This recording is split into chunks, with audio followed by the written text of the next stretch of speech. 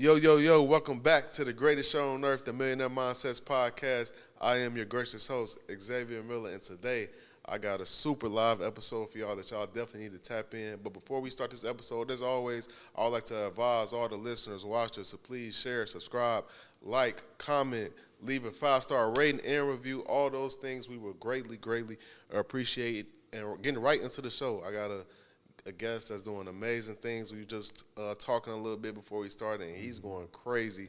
He's got a lot of value to bring. He's a serial entrepreneur. His name is Eric Richardson. Welcome to the show, brother. I'm glad to have you. Thank you, man. I'm blessed to be here. Thank you for having me.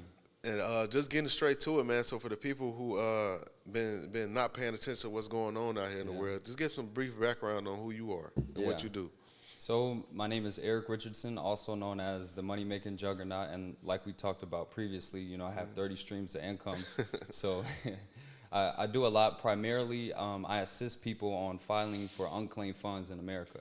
Okay, so we got to get into it, man. First, the 30 streams of income part, because that sounds just hearing that is like, yo, that sounds crazy. Yeah. So break that down. Like, how the hell do you have 30 streams of income? No, it definitely is crazy. I'm an author. That's one of the streams. My book is called The Power of Doing More.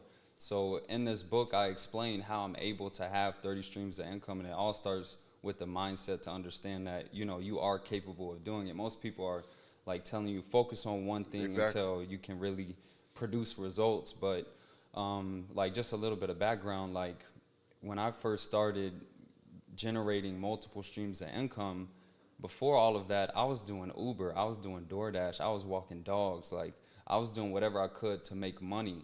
How old were you at this time? This was, man, so I played basketball overseas. Okay. And when I played in Finland, I played in Spain, and I realized that, you know what, this isn't like sustainable to have the lifestyle that I want. It wasn't the correct financial vehicle. You're making like 500 to 1,000 euros a month, a place to stay. Like, I want to really make meaningful money to take care of my family. So I came back, and I'm like, you know what, these 9-to-5 jobs, they're not really for me. I need to just make money now. So that's why I did the Uber and DoorDash and stuff like that. So I was just 21 years old doing all of that. But I had a vision. So one of my friends, her father was in a financial firm. So, I really went up to him and I just said, hey, look, I've never done anything in the financial background before. I have my college degree, but I promise you I'll be the hardest worker ever.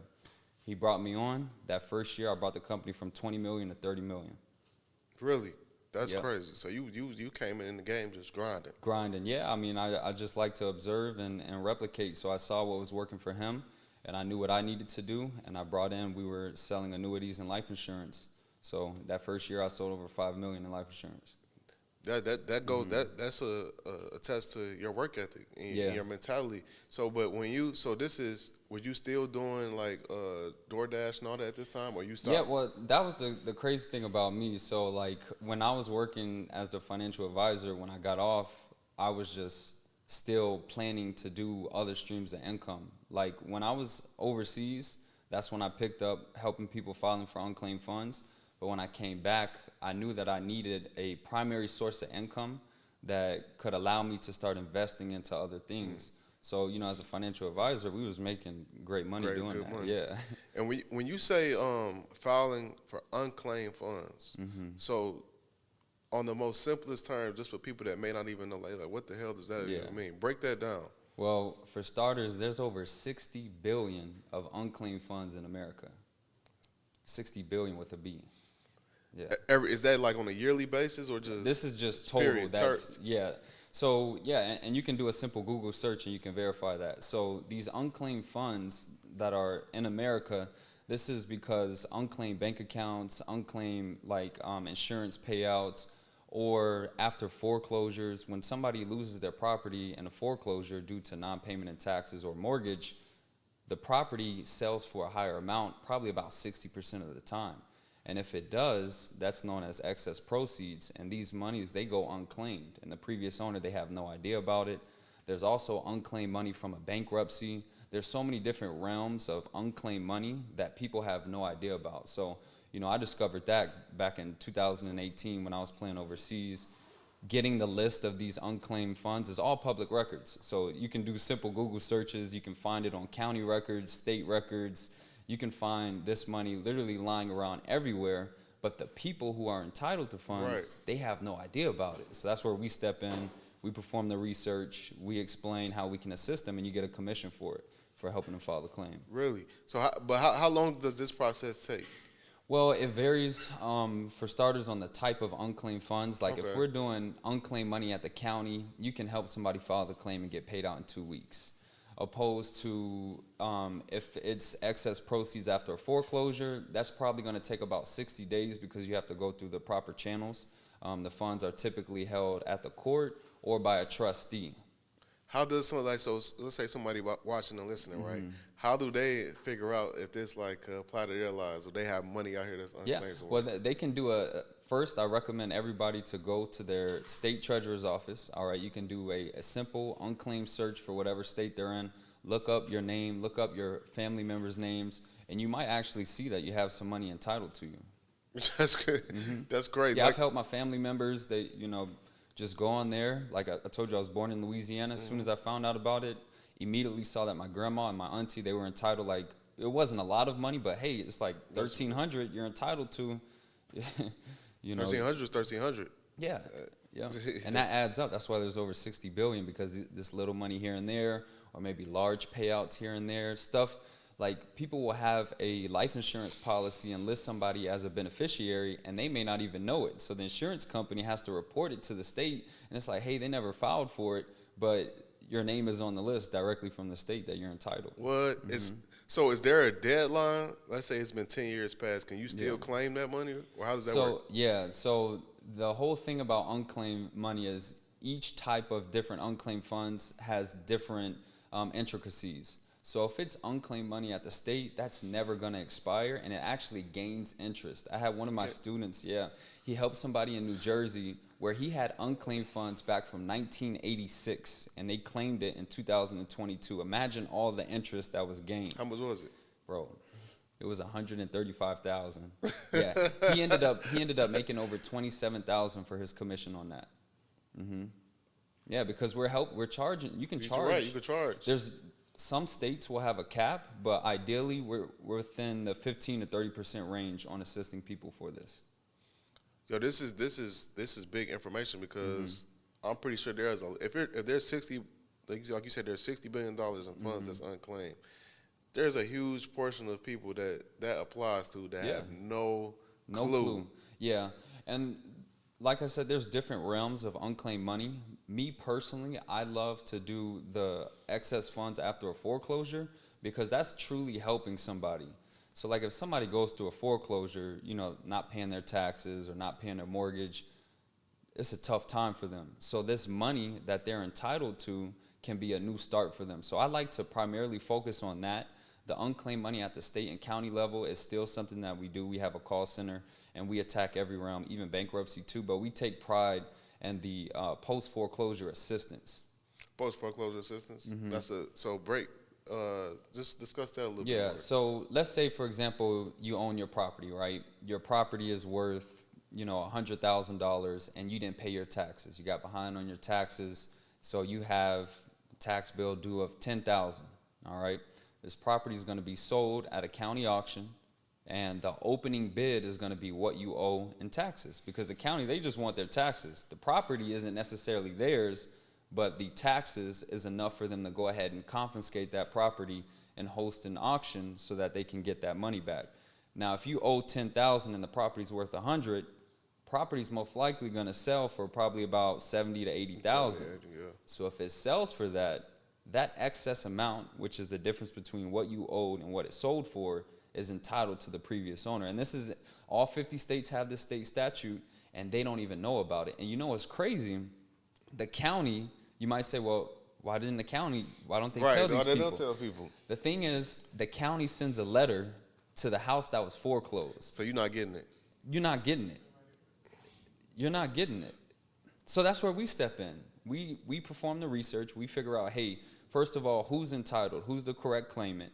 And then we do our research, we contact them, and we explain to them. And the beauty about doing this business is you don't need any previous experience, you don't need any special certifications or anything like that. You just have to be professional and actually understand how they're entitled and accurately explain it so they can believe you, because it can sound crazy. Like, you're telling me I just got foreclosed and now I'm entitled like some money? Thousands. Like, yeah, right, that's a scam. But if you give the proper information in the right order at the right time, along with the state statute showing them that it's real, we use attorneys to file all of our claims. You have a legitimate business, you have an actual company. Now you can actually sign people up 15, 30% on your commission. And I mean, you can go look at my student success stories. This takes about 2 hours of paperwork. The wait time is the county reviewing it, going through the proper channels, things like that. Yo, I would advise everybody listening and watching to please look this stuff up, because this is crucial, man. Especially right now, there's so many people that's getting the houses foreclosed on or had houses foreclosed on years ago. They don't even know they got money out here somewhere that they could tap into if they do the proper procedures. Yeah, the proper procedures for sure. And like I said, we take pride in helping people going through these foreclosures, especially in the states, because not every state is the same. They all have different statutes when it comes to those excess proceeds. Like California, for example.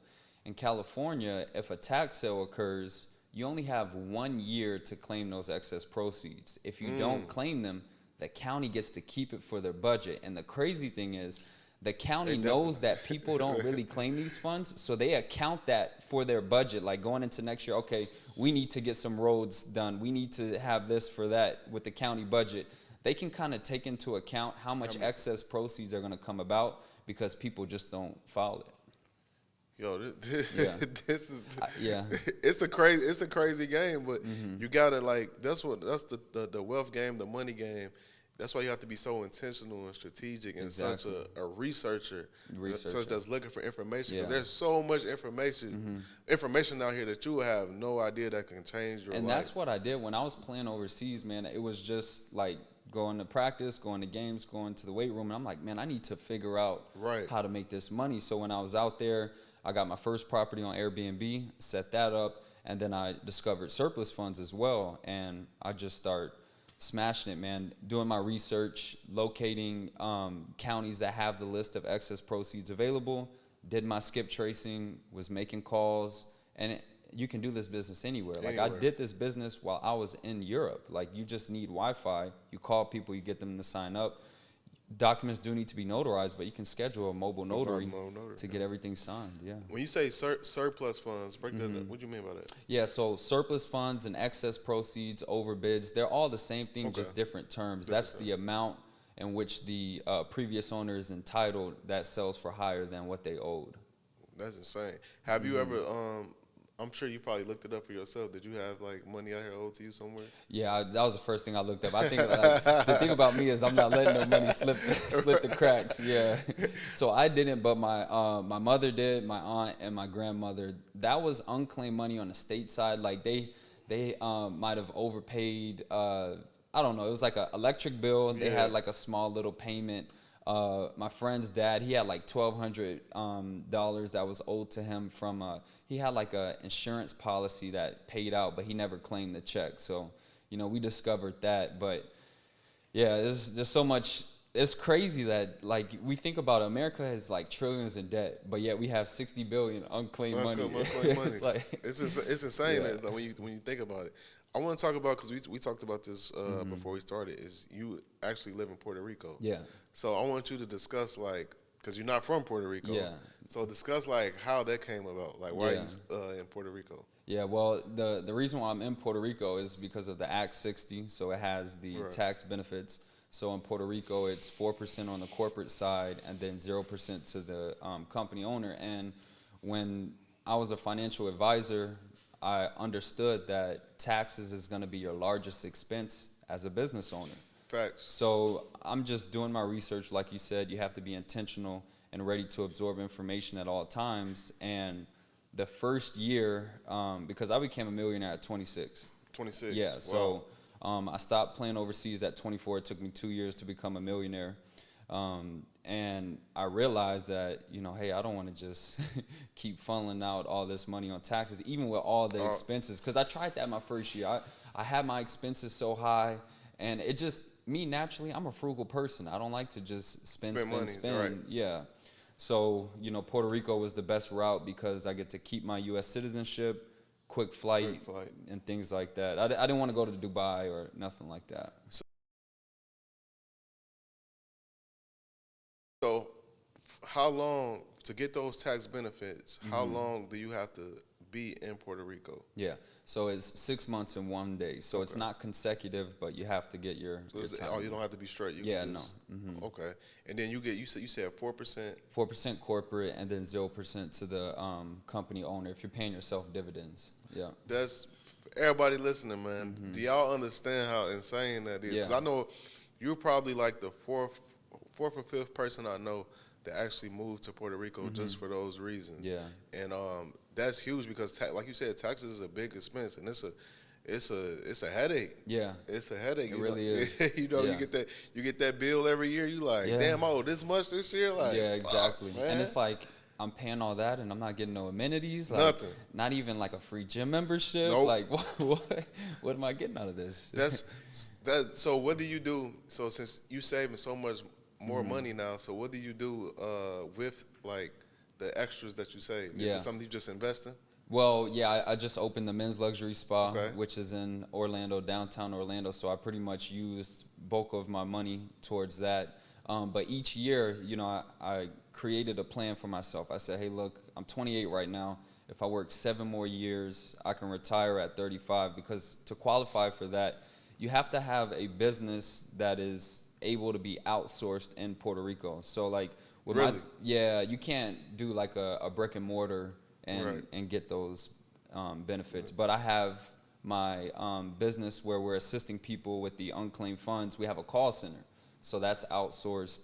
I have my coaching, consulting. I do my YouTube content, so that qualifies for outsourcing because even though I'm making my content in Puerto Rico, I'm delivering it out, to the whole world essentially. So when you there, if you said 6 months in a day, you could still be like moving around, traveling for those 6 months in a day. I travel all the time. Yeah, I travel. I'm always in Europe, South America. They just, you have to do things properly. Right. Like they want to make sure that you have a permanent residence. You got your license. You register to vote.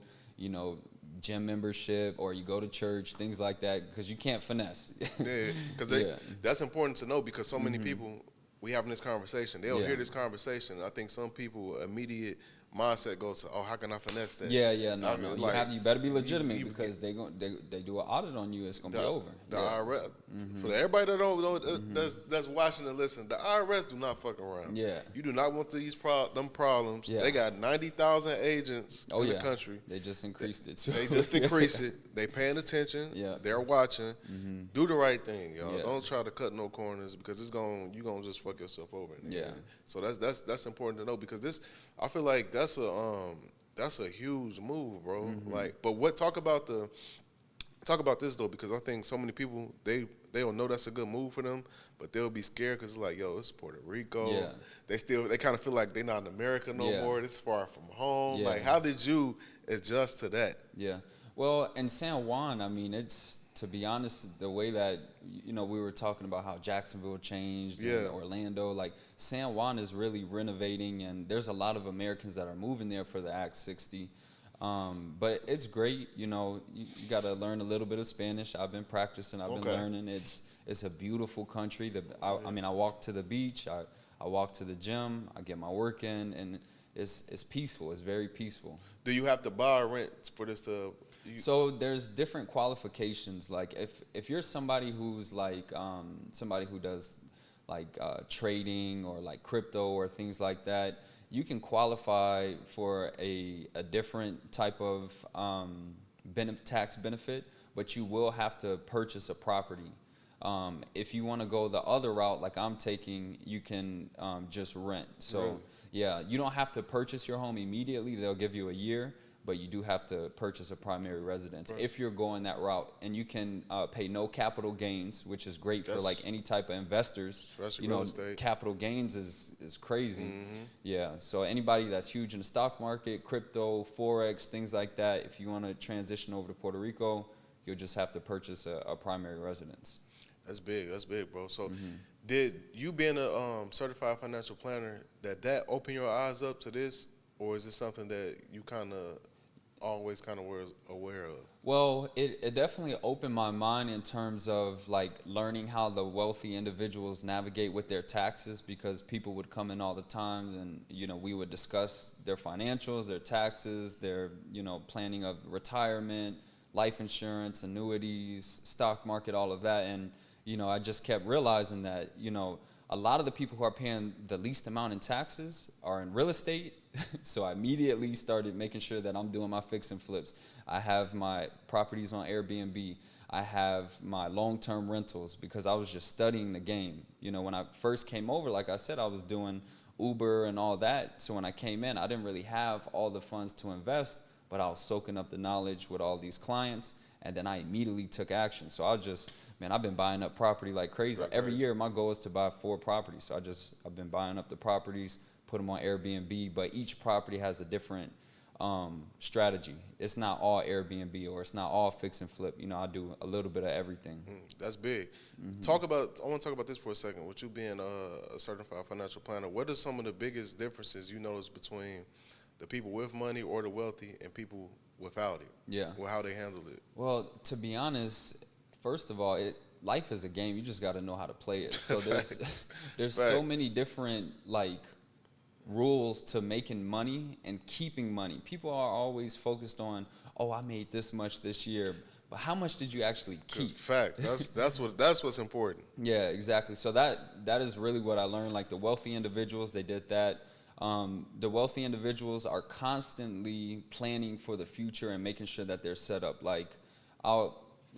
I don't even want to make this a whole conversation about life insurance, but it can really propel your family. Like when I'm looking at the wealthy individuals, I'm looking at their life insurance payouts, and I'm like, wow, he just got this payout, and he's already super wealthy. His or her parents just got them this $1 million policy that they just received, and now they're dumping that into more investments. So it's like once your money comes in, you keep multiplying it, and that's what I learned. The individuals who don't make as much money, you know, they're more on the consumer side, spending a lot of money, not understanding all the different rules to the game of money. What do you think about writing things off, or writing most things off? What do you think about that?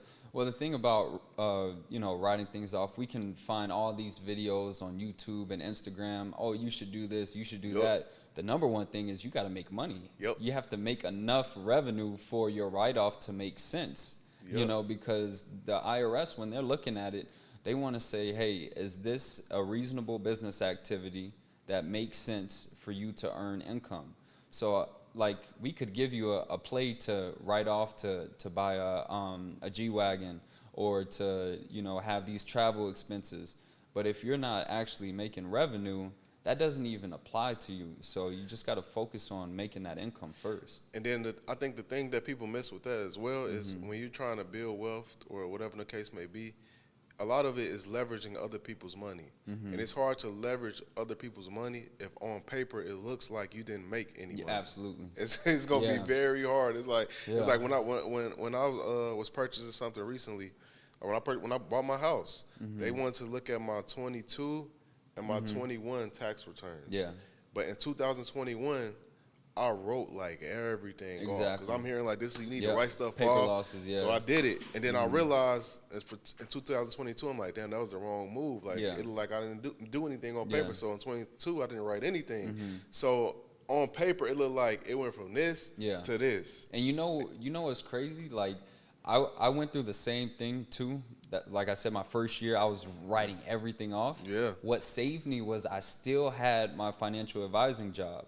So that W-2 employment that allowed me saves to you. get approved for a lot of things, because when I was purchasing these homes, they're like, hey, we want to see these W-2s. Facts. And when I first started out, I didn't have my S Corp and I wasn't paying myself as an employee. So I learned, and as you go through life, you learn these different things.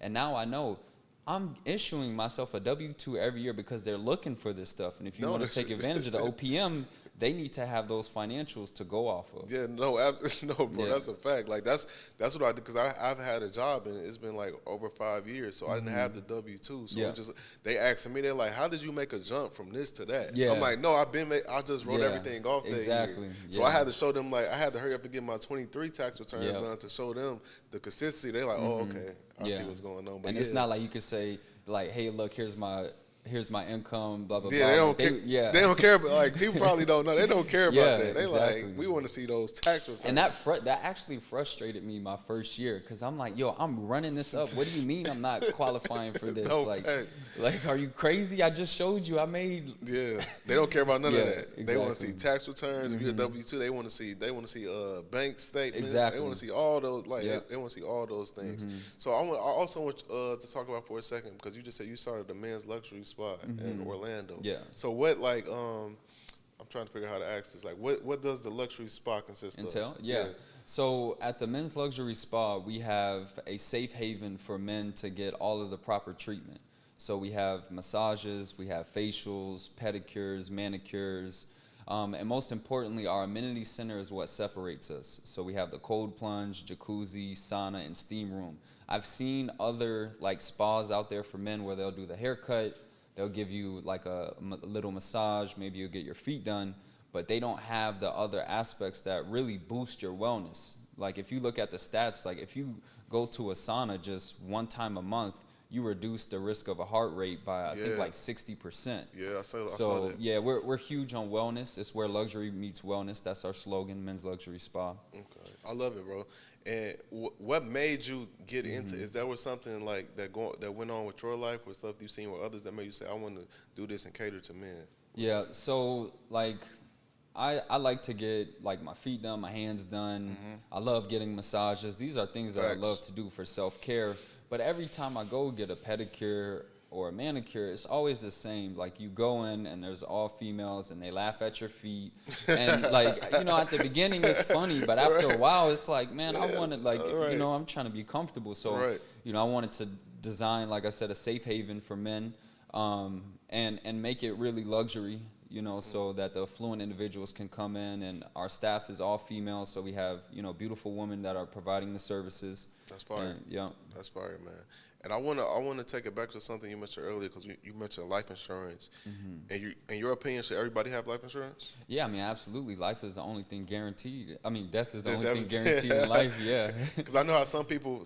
What do you think about this? Because I've heard people say this. They're like, if you don't have any like friends or family members and much going on, you necessarily don't need it. Yeah. So, like, I mean, right now I have a $1.5 million life insurance policy, and I don't have any kids. I don't have a wife. You know, essentially my sister is just my sole beneficiary, but I know in the future I will. So you have to start planning for the future now. And I think that's a huge issue with young individuals, and most importantly, minorities. Like, I come from a background, like I'm black and white. My dad's white, my mom is black, and I see both sides. Like I see on my dad's side, all of them have life insurance. And then on the other side, it's like, hey, you know, so-and-so just passed away. Now we got to scrape up the dollars to cover the funeral expense. And like now it's a huge burden. You're already grieving, and now you have to pay for that. Opposed to the other side, it's like this person just passed away. Now you're getting a check for a couple $1,000s, if not sometimes millions. So, you know, I think it's very important. And I think that is the missing step from minorities to really take us out of the position that we're in, financially struggling. And it just comes from knowledge. Like, Facts. You know, insurance isn't that expensive. No, it isn't at all. Yeah. Like I remember my first insurance policy. I think it was $25 a month. You can do it, but then there's people out here blowing money on Hennessy bottles and doing all that. You know, it's no facts. Yeah. And it was a $400,000 policy too. Yeah. It was $25 a month. But I think sometimes people don't like. our mortality, like I think so many people just feel like we're gonna be here forever. Yeah. And then death, it can happen Oh, yeah. abruptly out of the blue. And then how I see it is, I think when you pass away, I think there should be somebody that comes up. You get what I'm saying? I think it's just, whether it's family, friends, if you don't got any family, somebody should be able to, like, because it's that, we all know that's an extremely difficult grieving process. Having to grieve and worry about finances is crazy. Exactly. So I think somebody should be relieved of the financial burden and just be able to grieve about losing somebody, where they should be able to get some money. Yeah. And not and some people, when they hear this, it sounds like because I remember having a conversation with somebody like years ago about his like grandparents. Oh, your grandparents got life insurance? They're 90-something years old. They're like, nah.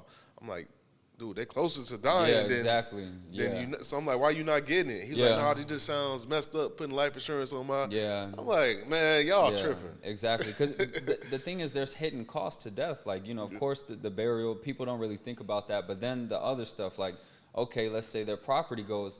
And to be honest, with us helping people in foreclosures, probably about 35% of our clients are actually heirs of deceased individuals. So, like, we'll contact them and we'll say, hey, look, like, your father or, your grandparents own this property, and they had no idea that their grandparents own the property.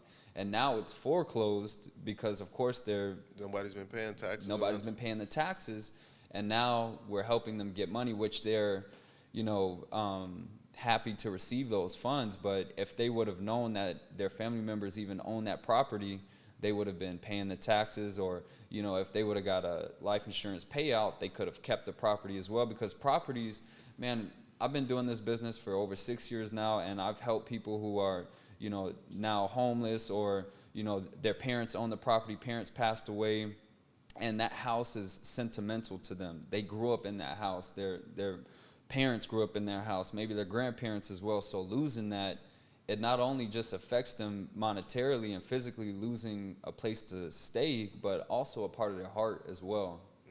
That's real, man. That's all this life insurance. That's one of the most important things, because it's really, and like I said, it sounds messed up to a lot of people. Yeah.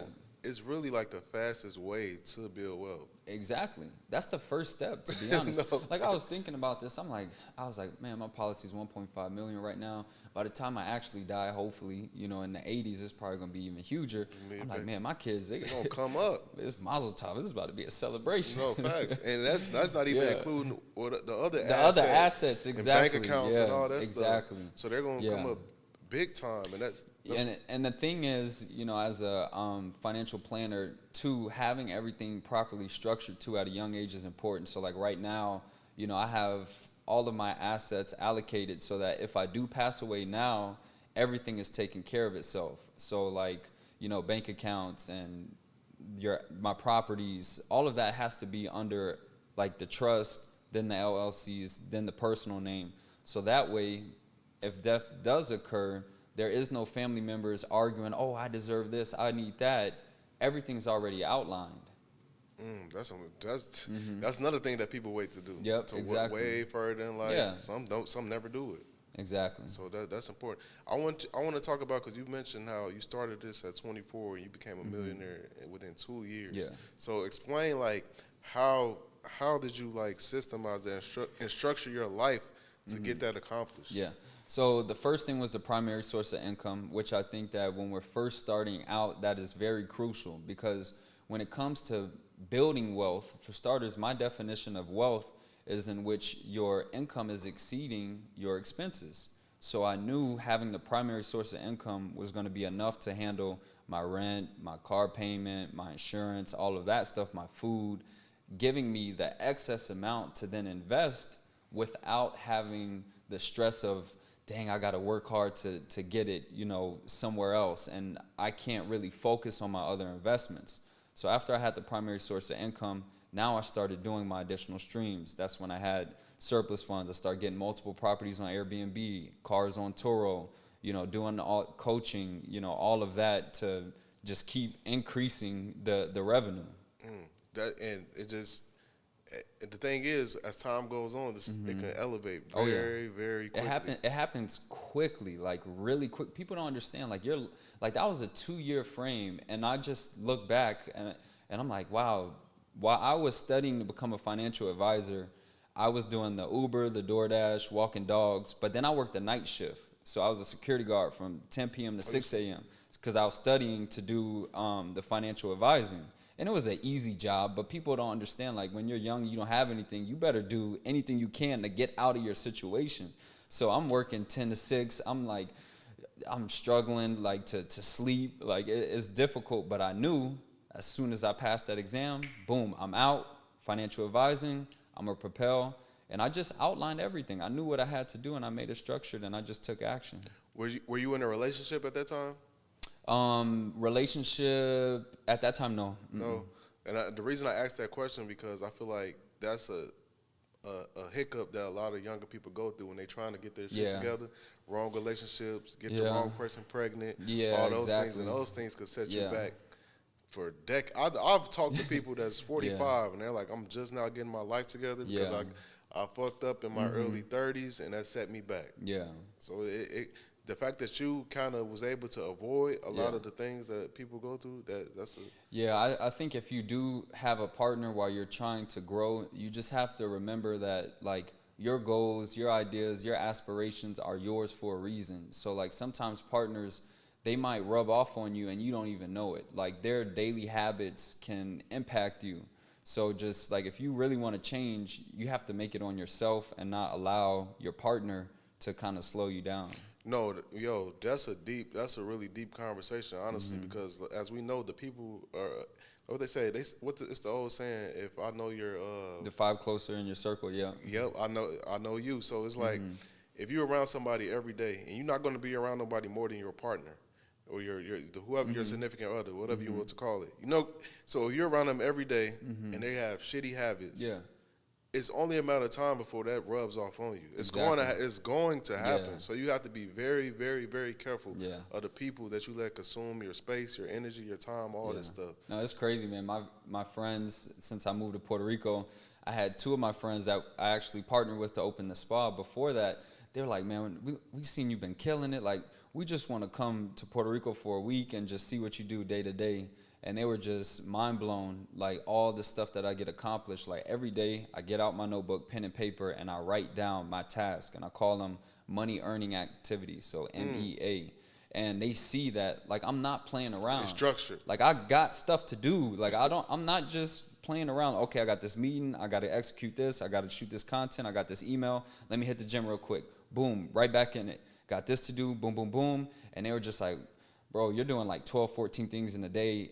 I realized that I'm bullshitting. Like, I'm only doing 2, 3 things a day, and, like, I'm just chilling. Like, I'm not doing anything. I'm watching Netflix, or I'm at LA Fitness for 3 hours just chopping it up, hooping with the guys, when in reality, I'm behind in life, and I need to start executing.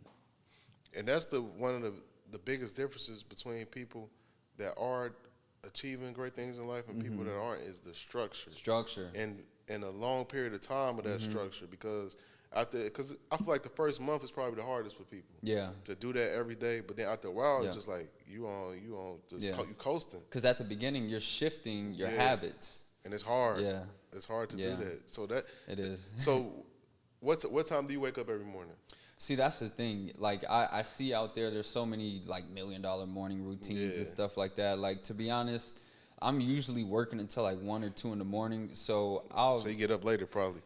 Well, it depends. If I have something important, like this morning, for example, like, I flew in, I was definitely tired, but this morning I had a hearing to evict one of my tenants. So I knew I had to wake up early. So I'm like, okay, I'll wake up early for that. But usually I like to wake up around like 10 or 11. Okay. Yeah. That's because I feel the same way as you do, because everybody be like, they'll try to get a set schedule that they heard somebody else mention. Like, he said you need to wake up at 5 a.m. I'm like, yo, that's him. Yeah, exactly. Your life, you're your own person. You got to do what works best for you. Like, whether that's waking up at 10, 11, or whatever, or 5 a.m., whatever. Because I know I'll probably wake up at like 8. I have a daughter now, so it can change. So and I'm staying up later. Yeah, exactly. Working, so I may wake up at 8. Maybe a day I wake up at 10. Yeah. It all depends on the day, but it's still a structured day. But as long as you're, structured day, and you're getting things accomplished, like, because think about how many people will watch that $1 million morning routine, wake up at 5, and then don't do anything. Because they're so tired. Exactly. They tired.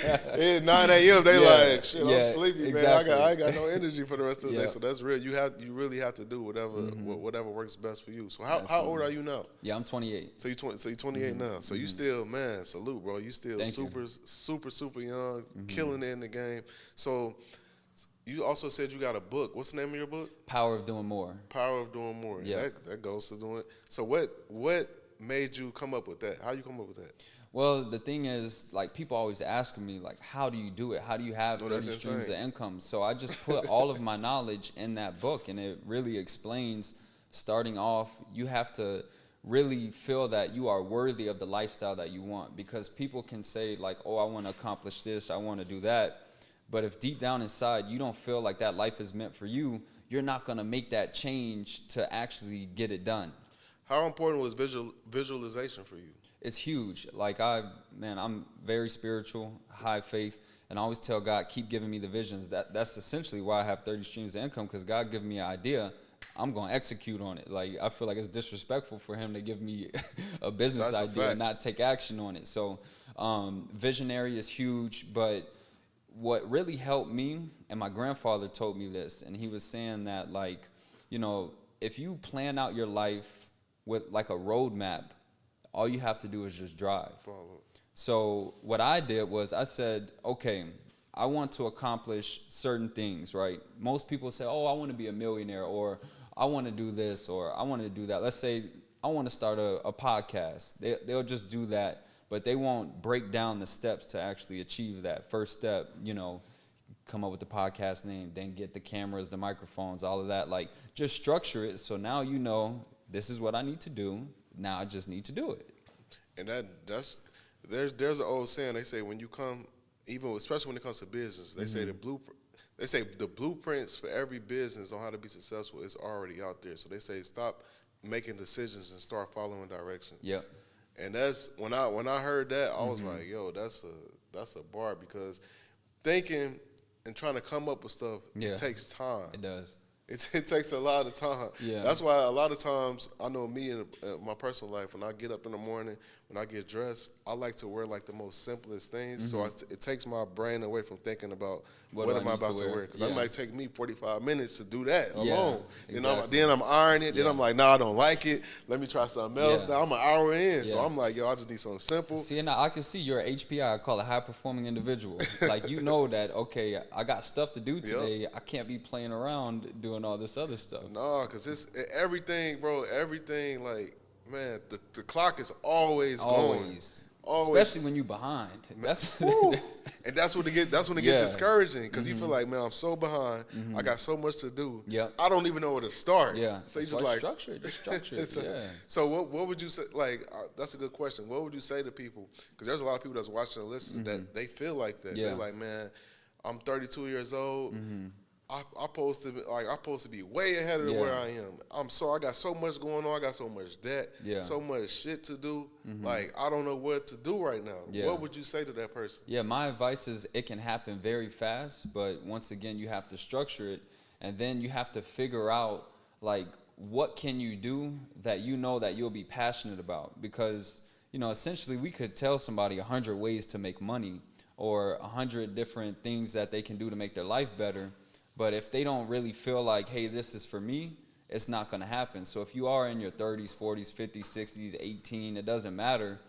Your life can really change, but it all starts really in your mind, which is, you know, it's so cliche to say, but it's the truth. Like, it's really the truth. That you have to reshape your mind before you reshape your life. It is, bro. And that's why, big reason why we doing this podcast, Millionaire Mindset. Like, people, I always say this. I ask people, I say, do you think I was a millionaire before, when I started this podcast? But I knew it's a mindset. It's about vision, about working things. Like, you got to fix the mind way before any of this stuff comes to fruition. But I want to ask you, because you mentioned you have a travel vlog, right? So what's all the places you've been? And it's the reason I'm asking this. There are so many places. Like, you know, I was playing basketball in Europe, so I've been to a lot of places in Europe. I've been to Spain. I've been to Portugal. I've been to the UK. I've been to Germany, France, Finland, Sweden, Norway, Romania. Okay. in Europe, and then South America, Colombia, Brazil. Just got back from Argentina. You moving? A lot of places, yeah. Dominican Republic, live in Puerto Rico, Bahamas, Mexico, Canada, a lot of places. But you know, the number one thing about traveling, getting in different settings evokes different ideas. So like a lot of the ideas that I've gotten have come from me being in these other countries. Yeah. I was gonna ask. I was gonna say Yeah. like, is there the problems that we have in America when it comes to financially? Mm-hmm.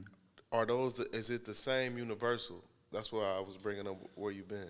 Well, I mean, it's different though, because like you can go to a third world country and obviously see that they're going through some financial struggles. I think more so in terms of like Europeans and Americans, like they say, oh, Americans, I think it's work to live, or no, live to work. Live to work. And then Europeans work to live.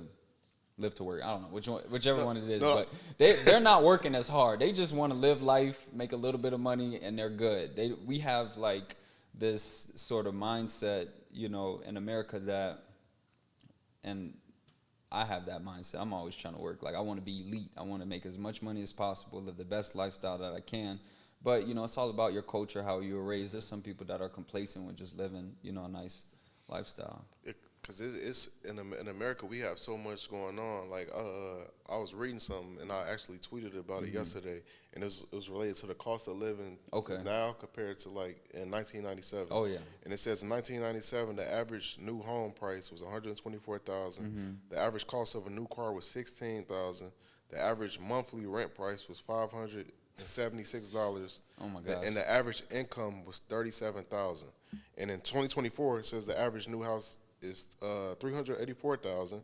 Average new car is $47,000. Average rent price is $1,900, and the average income is $63,000. So the cost of living has at minimum 3 to 4x, while the average person income hasn't even doubled. Yeah.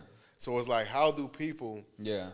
How do you survive? How do you survive? Basically, Yeah. is what I'm asking. Exactly. Like, how do you survive in these times when everything is going higher, higher, and income is just pretty much staying just slightly above stagnant? Now, there are some countries that are going through the same issues. Like, I was just in Argentina, and my videographer, he was telling me that inflation is going at like 25% there. So I knew that they were going getting through some stuff. Through that, and Canada as well. Now, like these other countries, I don't think so. But like for us in America to sustain it, you have to have multiple streams of income.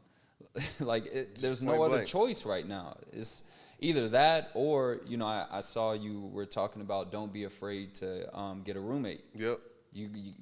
We stuck in times like that. If you're not really getting to it, you're gonna have to, roomie it up. And it's so funny. A lot of the people responses, they're like, "I'm not living with a stranger. I'm not living with." I'm like, "Well, if you struggling, I don't know what to." And I feel you, because I wouldn't want to do it anyway myself. Luckily, I'm blessed where I don't have to. But I get where people coming from, but. And desperate times call for desperate measures. Exactly. If I had to live with a roommate because I'm fucked up, I'm doing it. Me personally, I'm doing it. I'm going to do whatever I got to do to get out the situation. I just feel like it's in these times specific, it's just so I feel like you have to be so strategic. You cannot play around. You have to. You got to be locked in. You got to be. I be telling my mom all the time, like, you're not locked in. Like, I come home, like, this needs to be done. Like, you have to. You have to. Because this is not the 70s, 80s, 90s. Exactly. Rent is $500.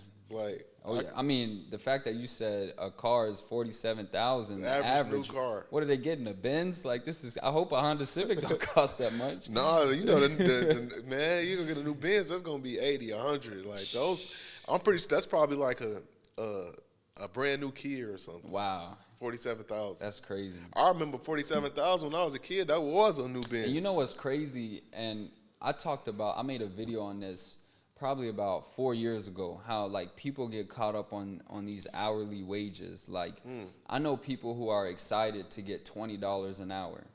And when you really break down $20 an hour after taxes each week, how much are you making? You're probably making like $560. So then you do that times 4. Do you even have enough for your cost of living at that point? But you're over here excited that you got a job making $20 an hour. And there's nothing wrong with that. But I'm saying you have to have a larger mindset, start having additional streams of income, because it's just not going to cut it.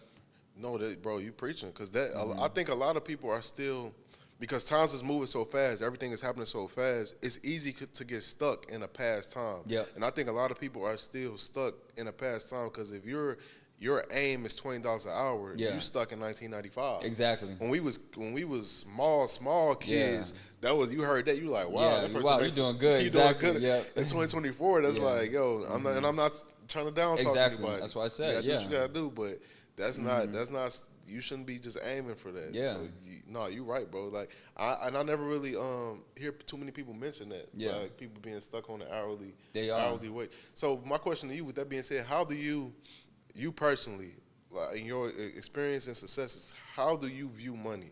Yeah.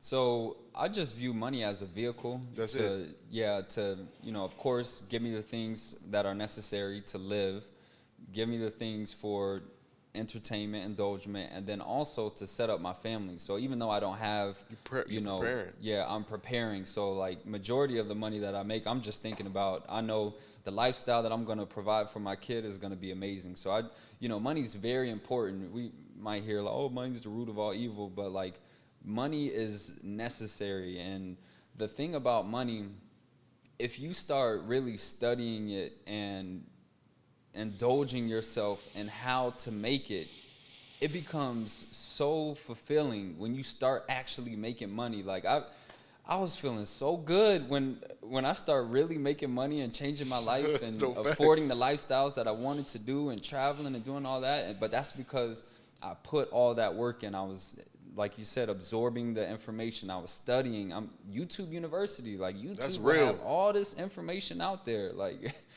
No, and second, back to something you said, because a lot of people will try to bring that up. They'll say they'll say money is the root of all evil, and they misconstrue. If you're gonna go with scripture, the scripture say the love of money is the root of all evil. If you in love with money, so there's nothing wrong with having money, with striving to have money, because at the end of the day, we live in a capitalist society. Exactly. If you don't got it, you're going to be sleeping on the curb, How and you ain't gonna nobody eat? going to come and help you. Nah. They're not going to look at you as an honorable person. Exactly. Have you ever seen has anybody, and I'm not judging, has anybody ever seen a homeless person be like, man, that's a real dude right there. He's solid. Like, I don't, like, nobody thinks that. Like, they're going to be like, oh, I'm staying away from that person. Exactly. So we need to be trying to obtain money because it's going to help our life so much more. And something you said, like, bro, I wholeheartedly agree with that, bro. The thing, something about obtaining money, especially when you work for it, is more. It makes you more confident. It makes you. They say it don't buy happiness, but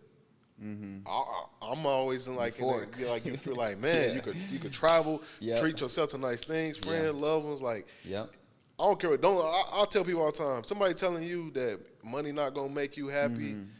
They lying to you. Because it might not even be the money. It just might be the options that the money gives you to figure out what happiness is for you. That's how I would put it. Exactly. It give me that time freedom to be like, what the hell do I really enjoy? Exactly. And how I'm doing it. And that's the key. And that's the key. And another thing too, like especially for the young viewers out there, a lot of people tell them, "Oh, don't worry about it. Like you have time. Don't worry." Like, not saying you have to worry, but you need to start focusing now. Like, I'm always on my brother. I'm like, bro, life is going to happen quick. Like, you need to go ahead and start prepping now. Does 19 feel like a long time ago for you? It feels like yesterday. Like, we were talking about Jacksonville High School. I'm like, dang, I feel like I was just in high school. 10 years ago. I graduated. I cannot believe I graduated high school 13 years ago, bro. That shit feel like that was 2 years. Like I remember, I vividly remember walking down the hallways to class like it was yesterday, bro. And I'm like, that was 13 years ago. So you you cannot just sit around and be like, oh, I got all this time in the world. Nope. You're gonna look up. You're gonna be, bro. I turned 30. I can't believe I'm 30. Like, I fucking can't believe I'm like, yo, I'm fucking 30 years old. Big 3-0. Like, this is crazy. Like, it's gonna be my mom, and she always telling me, she like, you're going to blink, you're going to be 40. Watch. I'm telling you. And I believe her. I'm like, because 30 happens so fast. So it's scary, man. Especially with your daughter, too. When you have a kid, time just it starts going by 10 times faster. You're like, dang, she's 10. Wait, hold up. And my daughter's 1, yo. I just had my daughter like a month ago, it feels like. She's 1 already. I'm like, yo, this is kind of spooky, man. It really tells me like, yo, you cannot fuck around. You got to get on it. And I wanna before we wrap up, I only got a few things for you. So, what would you say is the with you working in finances? What would you say is if you had 3 money rules? What would they be? Well, the first one is your income has to always exceed your expenses. That's rule number 1. More coming in than going out. Rule number 1. Number 2 is control. I would like to call them your bad spending habits. So, like for example, there's a lot of people who love Starbucks. Like, there's nothing wrong with drinking coffee, but like, what is that costing you spending $7-8 on Starbucks every day? And then now you come at the end of the month and you don't have any money and you're stuck living paycheck to paycheck. So if you can control, I think probably like the additional things that aren't necessities is what hinders a lot of people from growing in their life. So that would be number 2. And then the third one is just going to be, you have to plan for the future. So like your money, you can't just say like, oh, okay, I'm good right now, because anything could happen. Like anything in life could literally happen to you, and you might not have the money to do it. So if you have that money prepared, you're good. And that's not necessarily money for anything tragic happening in your life. It could be an opportunity to invest. Like I've had so many like business ideas that I've had, and friends have been like, man, I'm trying to get on. And I'm like, you got an investment for this? A business isn't going to operate off our relationship. You need money for this. So they missed out on opportunities to like eat and grow with me. Monetarily, I'm still going to find ways to help my friends out. But like if they would have had some money, they could have came in with the business idea as a official, partner with some money, opposed to just being an employee. Do you think we're in a recession? Yeah. For sure. Yeah, we talked about how like the CPI like it's crazy. And I feel like because nobody really mentions it. Like people act like, when I had a conversation, there's so many people, no, we not. Like nobody's saying. I'm like, yo, y'all waiting on the news to give y'all this announcement. Where they probably never gonna announce it because they know that when they announce it, people gonna stop spending. Exactly. But the thing is, they were like, when I was heavy on the financial advising, they were announcing it like post COVID, but then when the new presidency came, like that's why we see the stock market this year, and all presidential candidates, the stock market is always going to jump. But it's been really high now. That's why they're not talking about it. But like my company with our unclaimed funds, excess proceeds, we track foreclosures. So that means I'm seeing people are not paying their taxes, they're not paying their mortgage. Like how many people are defaulting on their mortgage? So that goes hand in hand with the recession. With you knowing that we're in a recession, has your mindset and the day you live on has it changed? Has you like made little changes saying this is a recession?